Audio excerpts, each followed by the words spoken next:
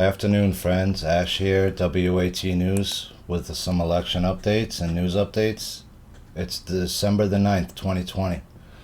I saw this article caught my eye coming out of Gateway Pundit. Breaking: YouTube announces new censorship rules will take down videos alleging fraud and disputing 2020 U.S. presidential election results, by Kristen Taylor. YouTube announced Wednesday it will take down videos questioning the integrity of the U.S. presidential election that millions of Americans, most notably President Trump, believe was stolen through numerous fraudulent elections, lawfare chicanery, and computer manipulation. YouTube says it already has been rigging search results and algorithms to hide misleading election videos, describing the censorship effort as, quote, limiting the reach of borderline content and prominently surfacing authoritative information. YouTube says that even though the misleading videos account for a minuscule part of viewership, quote, problematic misinformation represents a fraction of 1% of what's watched on YouTube in the U.S., the firm says. We know we can bring that number down even more. So they want to crush the last small remnants of resistance left on YouTube, it's looking like, guys. So if you don't happen to see me for a few days, you can jump over to YouTube page. Hopefully you bookmark that, or my Rumble, or that's why people have multiple outlets now, because that's okay, YouTube. You can do that. I'll just take my reports and I'll go to another website and do it there. I have no problem with that. That's the beauty of the world, right? That there's an open market with open competition. So others can come and compete in the same marketplace that you once dominated, and that's okay. YouTube's move to censor political speech comes as President Trump is threatening to veto the military appropriations bill over the failure of Congress to repeal the Section 230 law that protects internet platforms like YouTube from being treated like publishers. Excerpt from the announcement. Yesterday was the safe harbor deadline for the U.S. presidential election, and enough states have certified their election results to determine a president-elect. Given that, we will start removing any piece of content uploaded today or any time after that misleads people by alleging that widespread fraud or errors changed the outcome of the 2020 U.S. presidential election.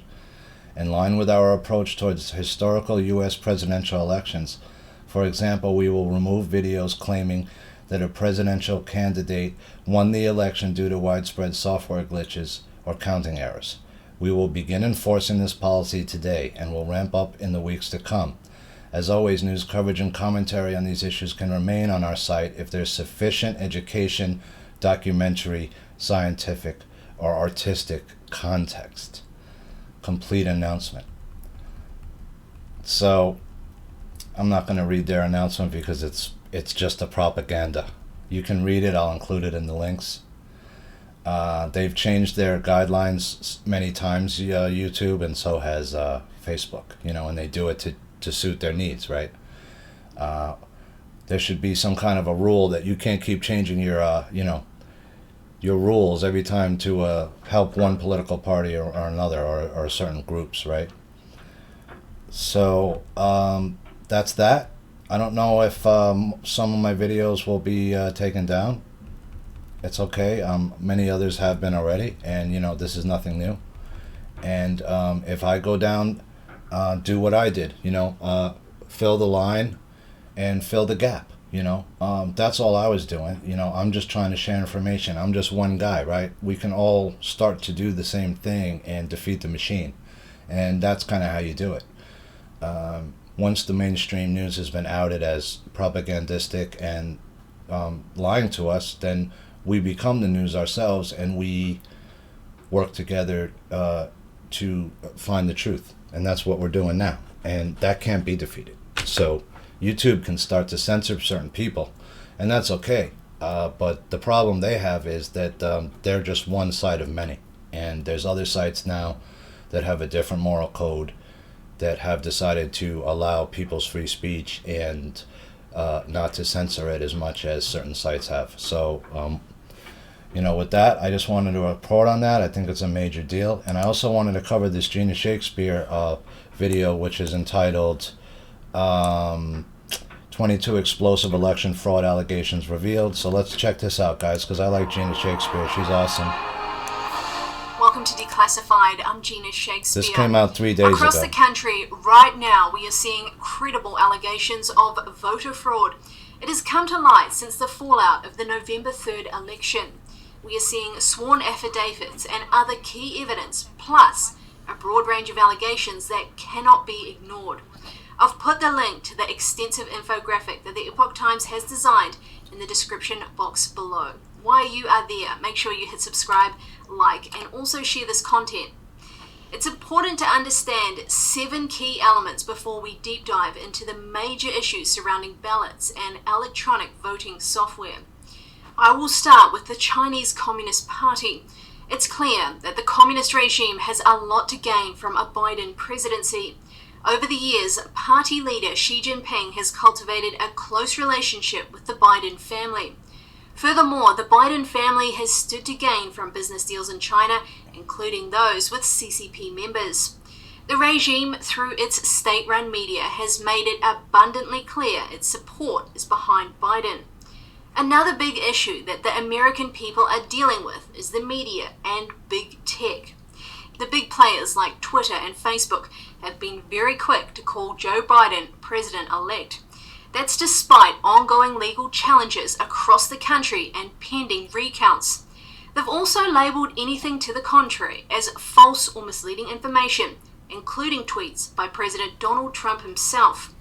Next, we are going to talk about universal mail-in ballots, the easing of mail-in restrictions, poll watchers being obstructed, and the issues surrounding the electronic voting systems.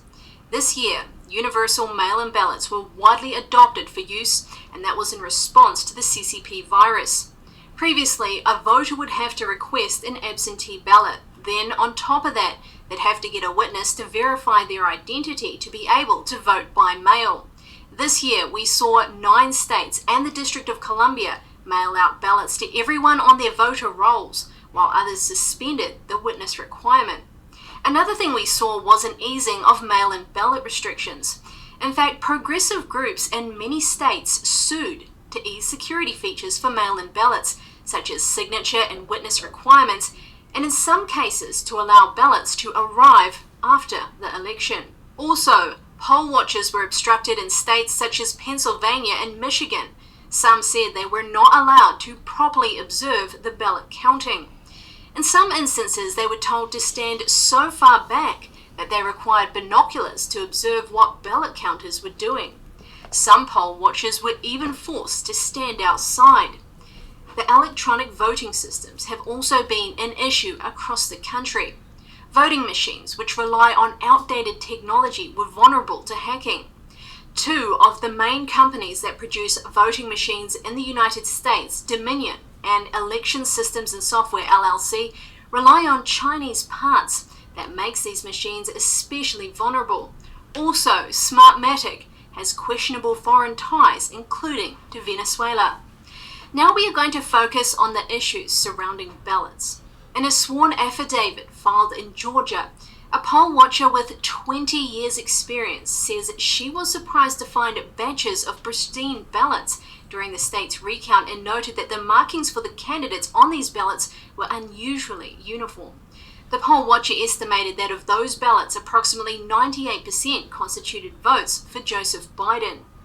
Several poll workers in Georgia said in sworn affidavits that during the recount they saw ballots with perfectly made bubble selections.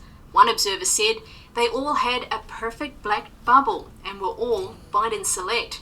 According to the observer, as workers went through the ballots, Biden's name was called over 500 times in a row. Poll workers in both Michigan and Georgia said that no effort was made to verify the signatures on the envelopes of mail-in ballots. Over in Detroit, a poll worker said in sworn testimony that she was told not to ask for identification when voters arrived to vote in person. In another situation, tens of thousands of unsealed, unsecured ballots arrived in vehicles with out-of-state license plates in Michigan's Wayne County at 4:30 a.m. in the morning after the election day. That was according to a sworn affidavit by a poll worker.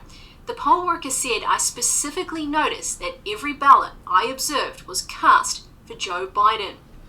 7 witnesses in Michigan say in sworn affidavits that they saw the same ballots being run through tabulation machines multiple times. One Republican challenger saw a stack of 27 ballots with the ballot numbers covered with tape being run through a tabulator on 5 separate occasions. A City of Detroit elections worker signed an affidavit saying she was instructed to backdate mail-in ballots and not to look for any deficiencies in the ballots.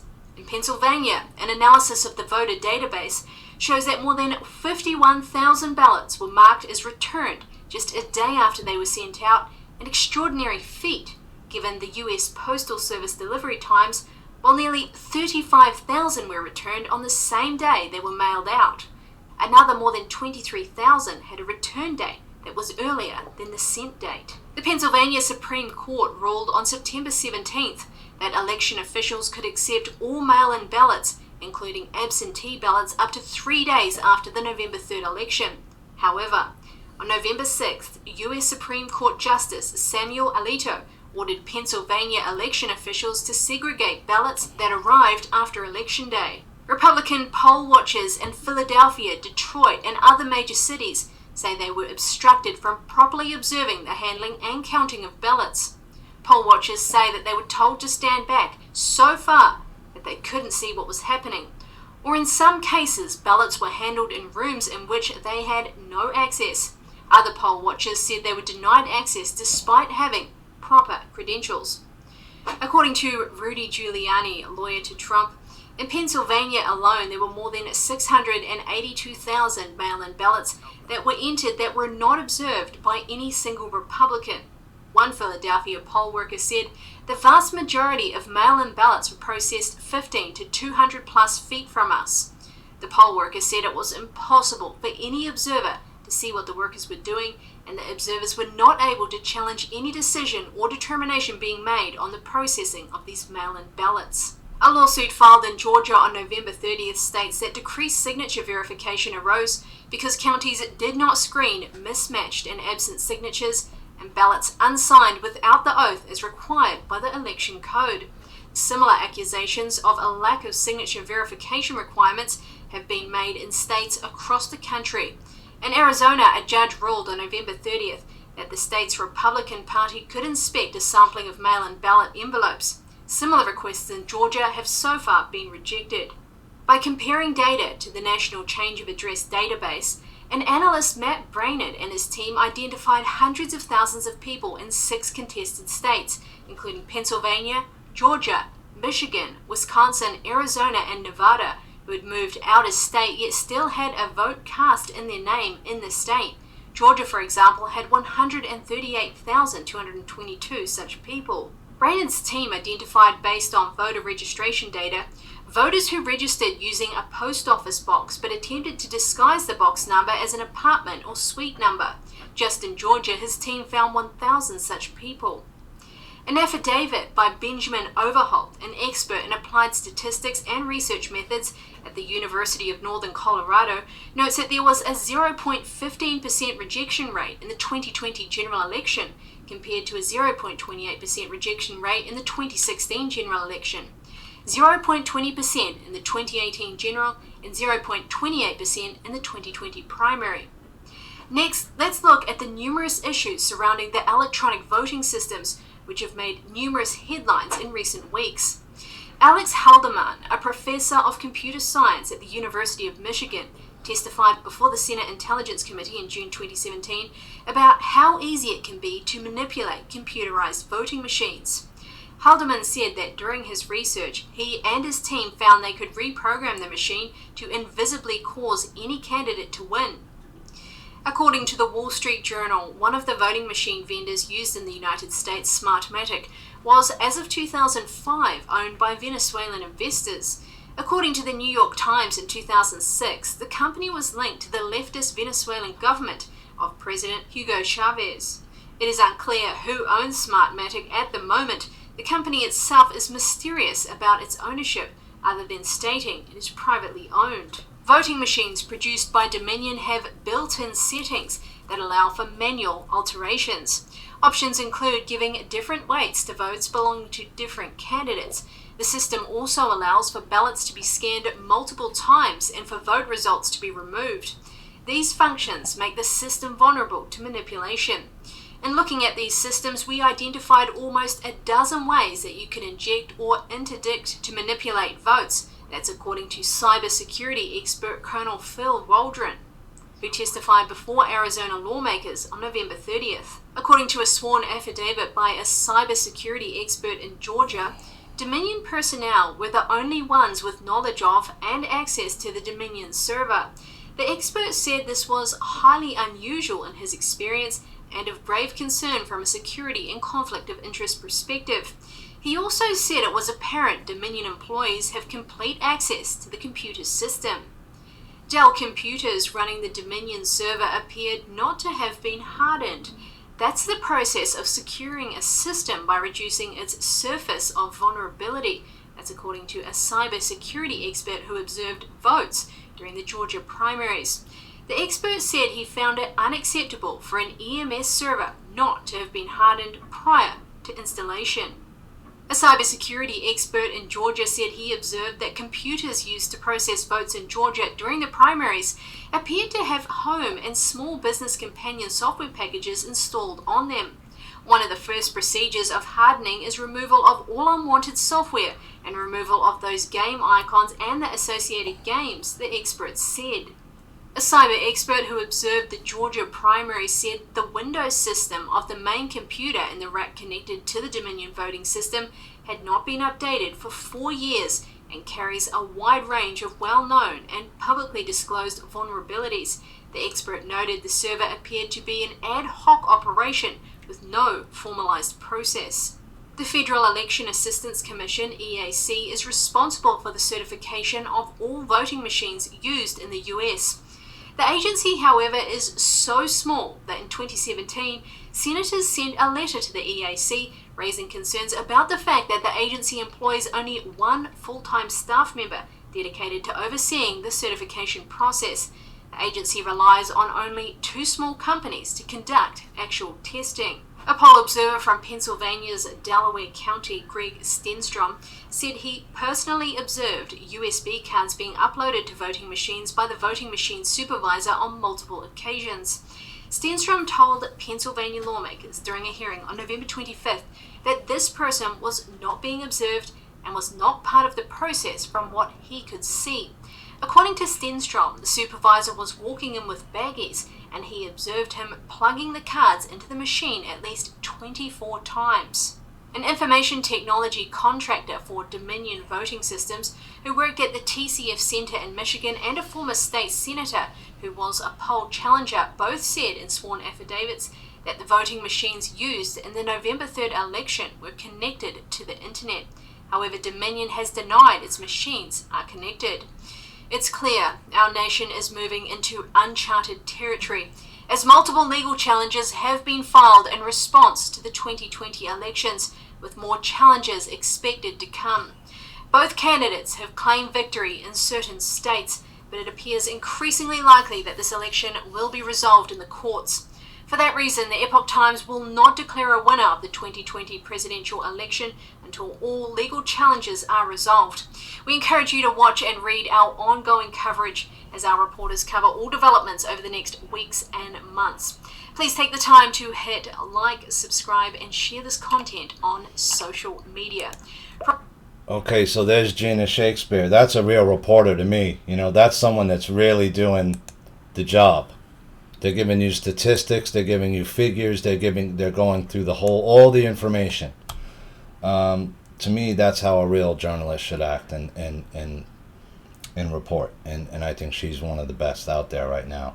But you can see what's going on here. They're going to bring in the big crackdown, right? It's the 1984 final chapter. They're going to try to stifle any other speech, and it's going to probably end up being YouTube's downfall, because why would I want to keep going back to your site, right? I mean, my Instagram got taken down for no reason, for example. I didn't violate any rule. I just woke up one day and tried to log on like a lot of other people, and it was gone. So why would I ever go back there, right? I'm on YouTube. I'm on Rumble, and I'm also on brand new Tube. So you can see those links up on my YouTube page on the banner. And so if you don't see me for a few days, guys, check me out on YouTube. It's not a big deal. I'm not going to cry about it. It's not a big swan song. There are other people who had been on this YouTube for years trying to agitate and trying to share information who lost their whole channel.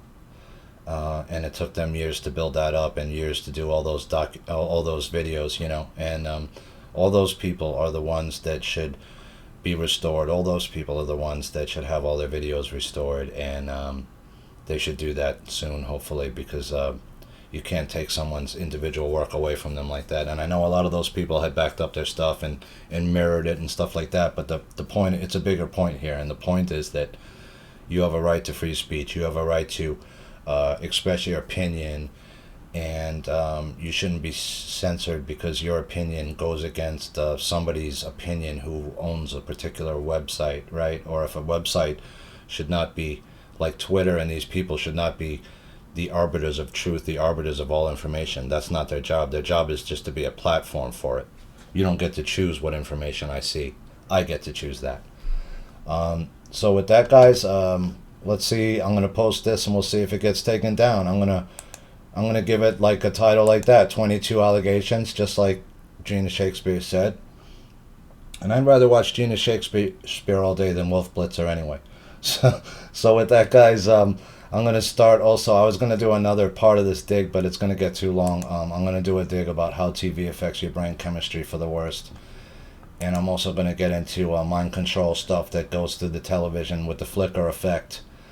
And I'm probably going to... I also wanted to just quickly point out this COVID Gate Part 3 Michelle Malkin series. She's another amazing journalist, I think.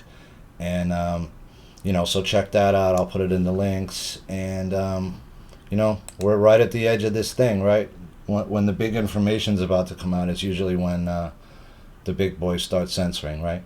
So stay frosty, friends, and I appreciate you all. I'll be reporting back if there's any more news. The lawsuit looks like it's growing. Louisiana and other states look like they're jumping in. It's looking like that's going to be a big train that's going to run in, and it might run all the way up to the Supreme Court. We'll have to see how it plays out, friends. So with that, this is Ash, WAT News, signing off for now.